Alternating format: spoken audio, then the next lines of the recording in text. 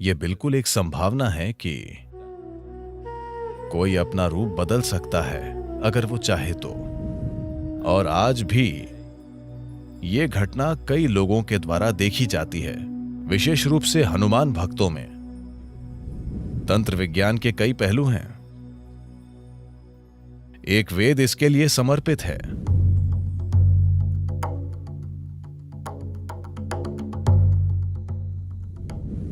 बचपन से ही मैंने हनुमान के बारे में सुना है।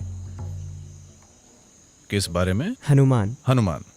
मैंने ऐसा सुना है कि हनुमान जब चाहे विशाल रूप धारण कर लेते थे, वो उड़ा करते थे, वो बहुत छोटे भी बन जाते थे, जैसे वो अपने शरीर को बहुत छोटा कर लेते थे।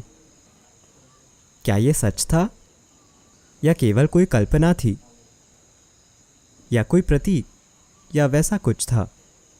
धन्यवाद।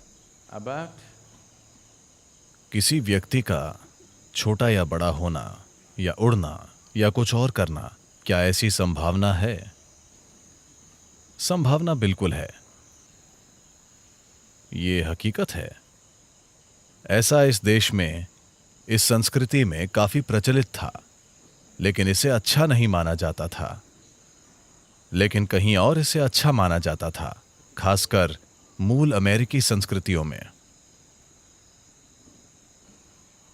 वहां शैमनिज्म यानी ओझा धर्म की एक पूरी परंपरा मौजूद है, जहां ये आज भी वहां ये बातें आम हैं कि कैसे एक मूल अमेरिकी ओझा एक चील बन जाता है, एक मक्खी बन जाता है, एक भेड़िया बन जाता है, खुद को किसी दूसरे रूप में बदल लेता है और वहां चला जाता है, और ये सब। So these are not just stories, it is very much a possibility. तो ये सिर्फ कहानियां नहीं हैं, ये बिल्कुल एक संभावना है कि कोई अपना रूप बदल सकता है अगर वो चाहे तो। ध्यान लिंग में एक पैनल है जहां किसी ने खुद को एक ऐसे रूप में रूपांतरित किया था जो किसी दूसरे व्यक्ति के लिए मायने रखता था। क्या आपने देखा है? आपको पता नहीं था? तो लोगों का अपनी सुविधा के अनुसार वो जैसा चाहे वैसा रूप ले लेना, ये कोई नई बात नहीं है या ये कोई अनसुनी बात नहीं है। दुनिया के लगभग हर हिस्से में ये मौजूद है। इन दिनों खासकर इसका एक बड़े पैमाने पर प्रचार किया जा रहा है उत्तर अमेरिकी और दक्षिण अमेरिकी ओझाओं के बारे में। About shamans. ओझाओं का चील बन जाना और भेड़िया बन जाना, ये दो रूप उनके लिए बहुत आम हैं। यहाँ ये कोई अनसुनी बात नहीं थी, लेकिन हमारी संस्कृति में इसे अच्छा नहीं माना जाता था। वहाँ इसे अच्छा माना जाता है क्योंकि ये आध्यात्मिकता नहीं है, ये तंत्र विद्या है।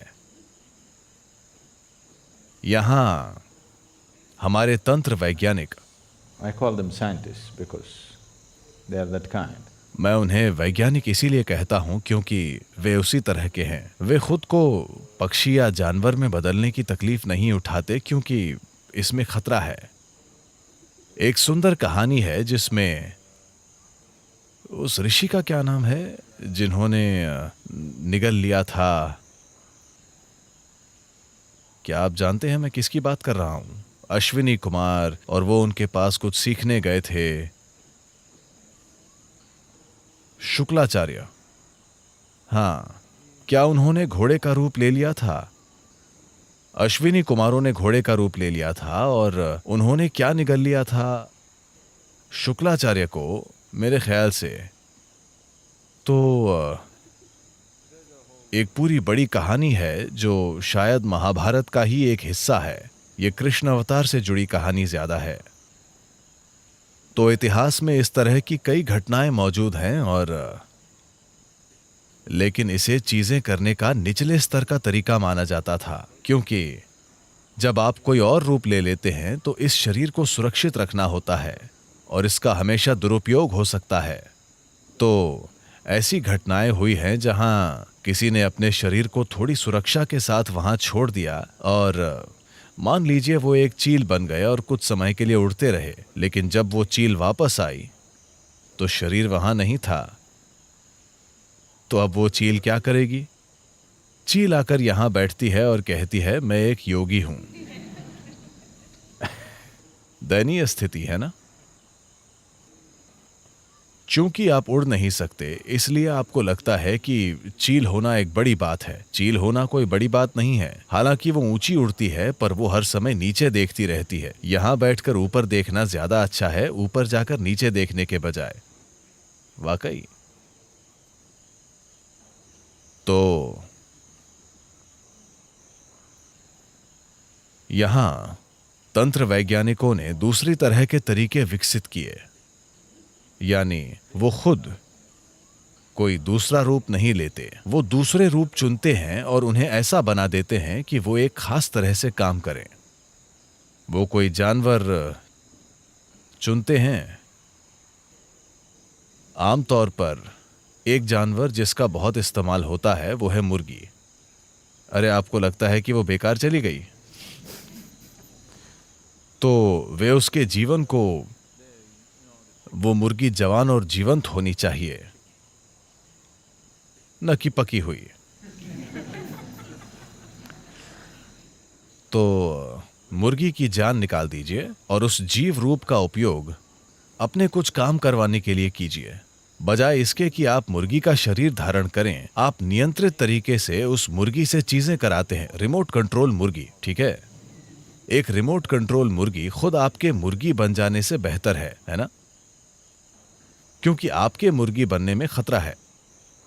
आप अपना शरीर छोड़कर गए, आप एक मुर्गी के रूप में बाहर गए और कुछ करने की कोशिश की और आप किसी की तंदूरी चिकन बन गए। तो उन्होंने उन्हीं चीजों को करने के लिए बेहतर, ज्यादा परिष्कृत तरीके विकसित किए। क्या यह संभव है? क्या हनुमान का छोटा बड़ा बनना संभव है? बिल्कुल संभव है। और आज भी ये घटना कई लोगों के द्वारा देखी जाती है, विशेष रूप से हनुमान भक्तों में।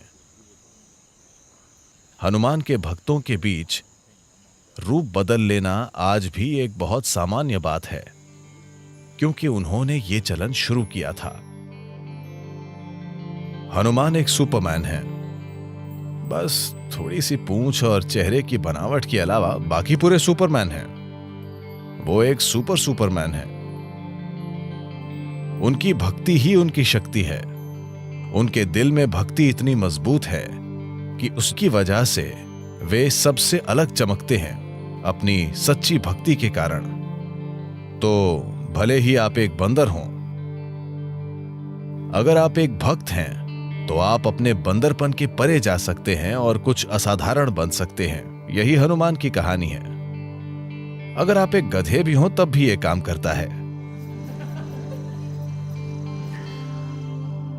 तो हां, तंत्र विज्ञान के कई पहलू हैं। एक वेद इसके लिए समर्पित है। अथर्ववेद पूरा इसी के बारे में है।